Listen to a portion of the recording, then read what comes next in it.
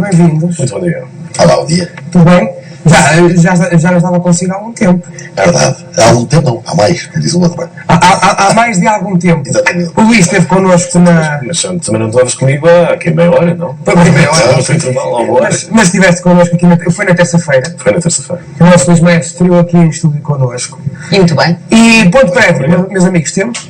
Hoje? Parece que não, aliás, até porque temos aqui um tema de grande importância, porque temos o Hernani Carvalho num sítio recatado, que vai entrevistar um homem que foi vítima de abusos sexuais na infância. E eu acho que o quanto antes devíamos passar para lá, até porque Vamos então, esta conversa. Vamos assim conhecer a história de João Carlos, chamamos-lhe assim. Ele tem 38 anos e ainda vive com marcas psicológicas dos abusos sexuais de que diz ter sido vítima durante 6 anos. Tudo terá começado quando tinha 5 anos e o agressor terá sido um primo. Ao lado de João já se encontra, como disse o Luís, o nosso Hernani Carvalho. Hernani, bom dia. Oito. Eu tenho comigo o João, que tem pouco mais de 30 anos e que decidiu contar como é que foi a sua infância e a sua adolescência. João, bom dia. Porquê é que decidiu agora contar o que lhe aconteceu com pessoas da igreja? Isto motivou na semana passada, desde que vocês fizeram aqui um programa em que questionavam acerca se a pedofilia existia já sempre existiu a pedofilia ou se agora que ficou em voga. Peço-lhe que encoste mais o microfone. Eu fiz questão em responder ao vosso e-mail, pronto, considerando em resposta à vossa pergunta, e a minha resposta foi que a pedofilia sempre existiu, embora fosse de uma forma oculta. E é na sequência disso que decide contar a sua história. Com que idade é que foi a primeira vez abusado? Isto começou a partir dos 5 anos. Aos 5 anos? Aos 5 anos. E que idade tinha o adulto que abusou de si? Devia-se ter por aí na casa dos 20 anos. Tem memórias muito vivas desses momentos, acredito eu. Sim. O que é que o fez não contar nunca? A ameaça da parte da pessoa e não só a vergonha da minha parte de expor essa situação, sei lá, talvez de uma tareia, não sei, uma vergonha. E então ia-se sujeitando. Exato, incluí este tempo todo. E nesses momentos em que era tão pequenino, alguma vez teve vontade, sensação de falar com alguém, mesmo que não fosse com os seus pais? Alguma vez quis desabafar essa história, ou o medo era tanto que nem isso era pensado? Sim, eu queria falar, mas era tudo tão confuso, mas no fundo, com as ameaças que eu recebia, eu acabei por ter medo e não quis falar. João, Maia, Rita, este é um ponto que atravessa os momentos e os relatos de todos os meninos que são abusados nesta fase da infância. É o medo da retaliação, porque o agressor tem como missão tirar partido sexual da criança, por um lado, e por outro lado fazê-la convencer de que ela não pode partilhar isto com ninguém. Eu penso que em estúdio vocês hão de poder descodificar isto melhor.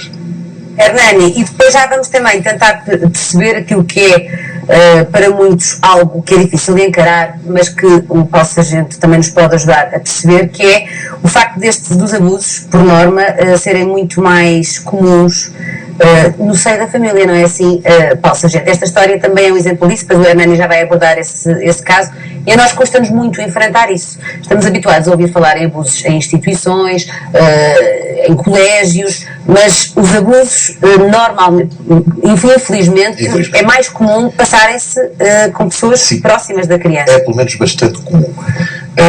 Tudo o que acontece às crianças, incluindo, lá está, abusos sexuais, acontece na proximidade relacional da criança, isto é, no seio da família, muitas vezes até próxima, família um pouco mais afastada, primos, tios, etc., ou amigos. Portanto, quando nós queremos proteger crianças estranhos, curiosamente os estranhos são os menos perigosos para as crianças. Não. Existe, de facto, do crime da pedofilia, nós sabemos que o pedófilo típico é aquele que rapta a criança de ocasião para abusar, como nós já fizemos aqui a referência 2 ou 3 vezes. Mas a maioria dos casos de abusos, sobretudo os continuados, aqueles que se perpetuam no tempo, e que são esses muito mais aqueles que provocam sequelas também muito mais fortes quando as pessoas depois são adolescentes e adultas, quer da sua vida sexual, quer da sua vida socioemocional, são perpetrados quase sempre por familiares próximos. Até porque, permitam-me aqui a observação, a criança, quando é conhecida do abusador, está ali mais à mão. Ou seja, o abusador corre um risco menor, quer dizer, andar à procura, onde é que vai apanhá-la, o que é que faz. Exatamente, e até, é um algo mais fácil. E o ascendente que pode exercer sobre essa criança é muito maior também. É porque é conhecido, porque pode, por um lado, há 2 estratégias depois possíveis, que é assim, uma é a da ameaça constante, portanto, se ela contar aquilo, enfim, terá retaliações, apanhar uma grande tareia, que a matará, etc. E a outra é uma lógica de aliança afetiva. O que é que isto quer dizer? Quer dizer que muitas vezes este é o nosso segredo, isto afinal não tem tanto mal quanto isso, não vamos contar às pessoas, depois as pessoas não vão entender e vai ser uma chatice. E, portanto, dependendo, estas são as 2 vertentes mais habituais para conseguir que as crianças durante anos e anos se calem e muitas vezes até não percebam muito bem aquilo que lhes está a acontecer. Até porque é mais difícil para uma criança denunciar um crime que tem como agressor um desconhecido do que uma pessoa que é conhecida dos pais e que tem a confiança. Exatamente, e agora o entrevistado do Hernani Carvalho com certeza falará mais sobre isso, até porque vale a pena regressar à conversa, ele terá muito mais a dizer sobre aquilo que aconteceu na infância. Precisamente, e começava logo por esse ponto, que é o agressor ter a criança à mão, especialmente se estiver na igreja, tanto quanto o João me contou, era quando o levava à igreja e quando o trazia, que esses abusos ocorriam. Sim, correto. Sim, a minha avó que tomava conta de mim, não é? Visto que os meus pais trabalhavam, e acontece quando havia essas reuniões periódicas semanais. Eu tenho que pôr o micro, exatamente. Havia essas reuniões periódicas, nomeadamente nos salões também das... Sim. Acontecia que eu ia às reuniões, estava a conviver um bocado com os meus pais e pensei que eu fazia mesmo de propósito para prolongar-se até mais tarde ser os últimos a sair. Supostamente devia ser da minha avó não ficar até perto do pé, e quando isso acontecia, eu tinha que ficar na casa dele e que fazia os abusos quando depois na manhã seguinte aquilo entregava à minha avó. Nunca foi capaz de contar isso à sua avó, nunca foi capaz de contar isso aos seus pais, pelos vistos nunca foi capaz de contar isso a ninguém. Eu cheguei a contar aos meus pais. Mas nessa altura ou mais tarde? Mais tarde. Foi mais tarde. A reação deles, penso que eles deviam ter ficado sem chão, não é? Mas eu esperava alguma reação da parte deles. João, essas coisas que lhe faziam, esses abusos, você sentia isso refletir-se no seu dia-a-dia? Isto é, depois quando ia brincar com os outros meninos, ou depois quando ia para a sua vida, enfim, normal, vamos dizer assim? Até hoje em dia se reflete nisso até a minha própria autoconfiança. O meu bem-estar não gostava de ser mais seguro, de ter as minhas próprias, ser mais decidido, e coisa que por vezes é difícil de conseguir, porque eu sinto-me minúsculo por vezes por causa de vem essas memórias e parece que não consigo reagir. Entretanto, os anos passaram, os abusos eram frequentes, tanto quanto me contou, e depois os seus pais decidiram tirá-lo da sua avó e colocá-lo num colégio interno. Não terá sido, provavelmente, a melhor opção. Se foi a melhor opção ou não sei dizer, mas é assim, acontece que os abusos acabam de um dia até. No colégio interno sentiu-se mais protegido? Ou menos agredido, se quiser? Sim, sentiu-me mais protegido, sim. E aí, como é que ficou a sua forma de ver a vida, vamos dizer? Foi tortura mental. Mas porquê, João? Explique-me lá. Eu todos os dias vinha-me a imagem, aqueles momentos horrorosos, aqueles momentos urgentes, aqueles momentos. É difícil estar a descrever palavras por coisas horrendas que aconteceram, e é difícil. Não lhe vou perguntar o que é que lhe fizeram, abusaram de si. O que perguntava era se os abusos que lhe fizeram de alguma maneira condicionaram a sua chegada à adolescência, e de que maneira é que condicionaram? Eu tentei por mim lutar isto de uma maneira sozinho, até que há coisa de 7 anos tentei organizar a minha vida com a pessoa que neste momento estou, e essa pessoa com quem eu estou neste momento aconselhou-me a ser seguido por uma psicóloga. Neste momento estou a ser seguido por uma psicóloga no hospital. Graças a Deus, a ela devo muito, e ela ajudou-me bastante a ter uma determinação mesmo. E tenho um pouco de confiança comigo para dar um passo cada vez nesta vida, porque se eu continuar assim, eu não consigo conforme eu estou. Consegue imaginar a sua vida no futuro, sem ter que recorrer constantemente a essas imagens e a essas lembranças? Eu queria apagar tudo, e elas vivem aqui na cabeça, não tão intensamente quanto antes, mas eu gostava de eliminar, e faço e luto para que isso não aconteça todos os dias. Lembra-se do seu agressor? Então, não lembro. E ele continua a cruzar-se consigo? Não cruza. E com os seus pais? Também não.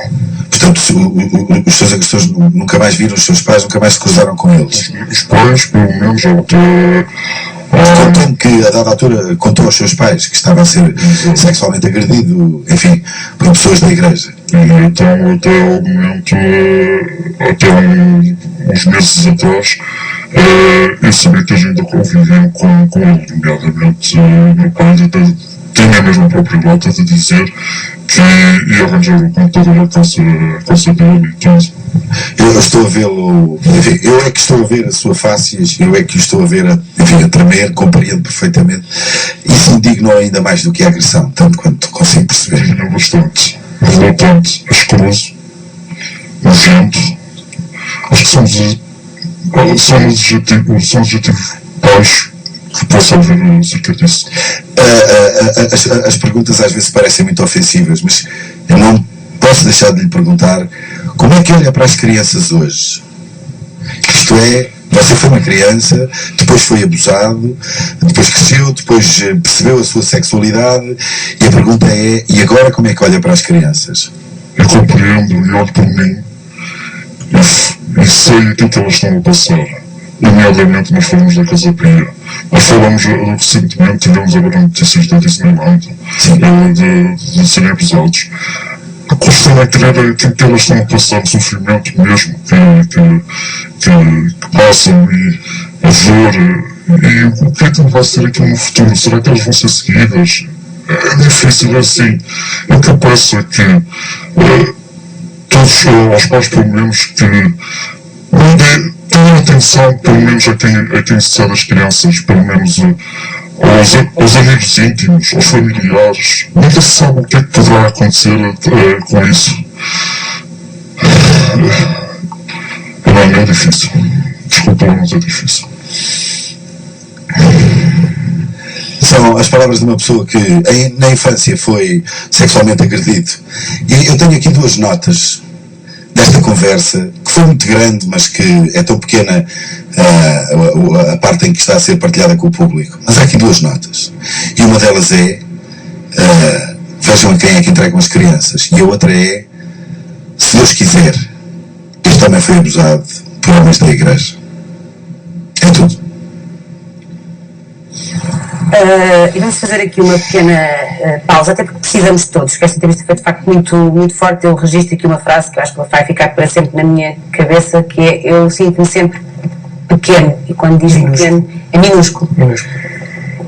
Acho que é algo para refletirmos. Enquanto refletimos, passamos a palavra à Iva e depois já voltamos com esta informação toda digerida para continuarmos a nossa conversa. Obrigado, Iva. Luís, eu passava já a palavra, e ouvimos um testemunho doloroso. Recordar estes eventos é doloroso, mas houve ali muita coisa que não foi dita, que ficou por ser contada. É verdade. Este rapaz, que agora é um homem, na altura era um menino quando foi abusado, ele falou essencialmente deste agressor, que era um homem da família dele, é um primo dele, mas ele foi abusado por mais gente. Ele foi abusado por 4 rapazes. Por 4 rapazes, homens de barba rija, já todos na casa dos 20 anos. Que agora estão 50 e muitos. Portanto, ele tem agora 38 anos, tinha 5 à altura dos... Entre os 5 e os 11. Entre os 5 e os 11 à altura dos abusos. Este homem principal abusador era primo, os outros eram amigos? Os outros eram vizinhos. 2 deles, este primo e outro, faziam parte da mesma igreja. Encontravam-se regularmente com ele, com a vítima e com os pais nas reuniões da igreja. Este primo levava-o regularmente às reuniões semanais que esta religião tinha e aproveitava-se disso para sair de lá o mais tarde possível, para levar o menino para casa dele, não para a casa da avó com quem ele vivia, e fazer o que quisesse com ele à noite. Este menino foi abusado entre os 5 e os 11 anos e só deixou de ser abusado porque de repente tiraram do sítio onde ele vivia. Ele deixou de conviver com aquela gente, foi posto noutro sítio e se fosse, porque senão, se ele tivesse continuado lá, aquilo continuaria. Quem é que o defendia?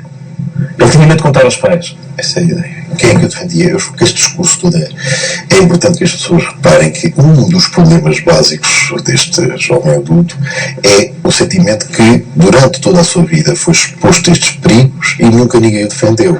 E ele, de facto, diz isto de uma forma muito vivida, ao ponto de assumir que é uma pessoa insegura, uma pessoa com medo, uma pessoa ambivalente que está sempre a sentir-se minúsculo, pequeno, isto é, foi como se não tivesse podido crescer sustentadamente. Esta ideia também aqui é importante que se diga que este rapaz vai para um colégio interno não porque se tivessem detectado os abusos, que ele acaba só por confessar os abusos já quase aos 30 anos, ou coisa assim aos pais, mas por um mero acaso, isto é, porque ele vivia com a avó não teria condições para, então o rapaz vai... E foi a salvação dele. E foi a salvação dele. Os pais achavam que ele estava a ficar muito mimado. Exatamente. Os pais achavam que ele estava a ficar muito mimado com a avó e, exatamente, o que fazem é que o tiram de lá. Exato. E isso é interessante, na medida em que nós muitas vezes dizemos que as instituições são terríveis para as crianças. Uma criança que é institucionalizada é sempre infeliz e provavelmente aqui vê-se precisamente o contrário. Esta criança, nesta narrativa, não tinha proteção, não tinha provavelmente amor e carinho, são os 3 ingredientes, o carinho, a proteção, eu diria que esta criança era um bom de festa. Era um bom de festa. Foi o primo e depois mais 3. O primo para os amigos. Exatamente. E, portanto, a salvação desta criança, aquilo que o reorganizou pessoalmente, ou que lhe deu algum centro de proteção, o que reestruturou é, na realidade, a presença numa instituição. Mais tarde também, a gente sabe isto, Luís, que ele, ao dizer aos pais, os pais ficaram de facto sem chão, mas depois ele próprio reconhece que os pais não o terão apoiado assim tanto, porque, inclusivamente, continuaram, de alguma forma, a dar-se com o agressor. Isto percebe-se muitas vezes. Porque ele diz que ele esperava que os pais tivessem ficado sem chão e que isso não aconteceu. Exatamente. É a frase dele. É curioso, e só aqui uma nota. Ele diz que quando falou com os pais, quando contou aos pais, pediu-lhes para eles não fazerem nenhuma loucura, porque, enfim... sim, qualquer pai ficaria fora de si. Exatamente, até porque ele podia contar-lhes e eles de repente fazeriam alguma coisa muito má. Mas a verdade é que, se ele não queria que eles fizessem uma loucura, também não quereria com certeza que eles não mostrassem o mínimo de indignação. Exato. Que foi o que aparentemente aconteceu. Ou pelo menos ele sente que aconteceu. E isto é importante para nós percebermos porque é que, no seio de tantos acontecimentos são terríveis, a forma como eles depois são ou não suportados e a reação dos outros perante aquilo que nós partilhamos é tão importante para nós nos organizarmos psicologicamente. Ainda bem que este homem hoje tem acesso a tratamento psicológico e ainda bem também que, segundo se percebe, ele tem uma relação de natureza afetiva estável e gratificante e, portanto, isso muitas vezes ajuda de facto à reestruturação. Agora, segundo ele próprio vai confessando entre linhas, a própria entrada na adolescência e na vida adulta para ele foi difícil sob o plano emocional. Continua a ser, mas hoje com a ajuda um bocadinho menos difícil. Poderá ser sempre difícil, mas ainda bem que procurou os abusos continuados têm muitas vezes, ou a maior parte das vezes, sequelas socioemocionais e de personalidade que se mantêm por toda a vida e que têm sofrimento absolutamente indescritível, que hoje se viu aqui, não sei, todos nós esperamos, que já estava a ser tão insuportável para o homem estar a falar disto, que o Hernani, na sua sensibilidade também de psicólogo, passou a bola para aqui. interromper, Sim, de facto, para dar espaço a este facto. Ele tem sido estava de rascas. E vamos, se calhar, voltar um dia a estes. Vamos voltar com certeza a estes temas. Agora vamos passar para o próximo tema, a indicação que tenha que o façamos, deixando também uma mensagem, obviamente, de coragem e também um agradecimento por esta denúncia, porque sempre que as denúncias são feitas de uma forma séria, há sempre alguém que pode passar pela mesma situação e que pensa em denunciar e em falar. E falar é fundamental. Para aqueles que estão a passar por isso também terem a coragem de falar. E a esperança de... E o conselho que ele deixou para os pais, eu acho que é de uma importância grande. Cuidado com quem deixam os vossos filhos. Até porque ele nunca contou porque tinha medo e porque disse-me ele ao telefone, sentia-se comprometido com aquilo. Porque há um sentimento de culpa, isso daria outro tema, daria outro dossiê, não é, Paulo Sargento? Há um sentimento também muito grande de culpa por parte das vítimas, de sentirem que também são culpadas desta situação, quando nunca são. De vergonha. E de vergonha. Repare que nesta idade um rapaz que seja abusado, sabe, isso é chacota, e portanto isso ajuda muitas vezes muito mais os pedófilos do que a gente possa imaginar, porque dificilmente, para não ter problemas, por exemplo, depois na escola e entre os amigos, para não ser abusado do grupo, porque há também uma subalternização através do lado sexual, um gozo, etc., as pessoas têm grande dificuldade depois em assumir. E isto só ajuda o pedófilo. Bem, vamos fazer aqui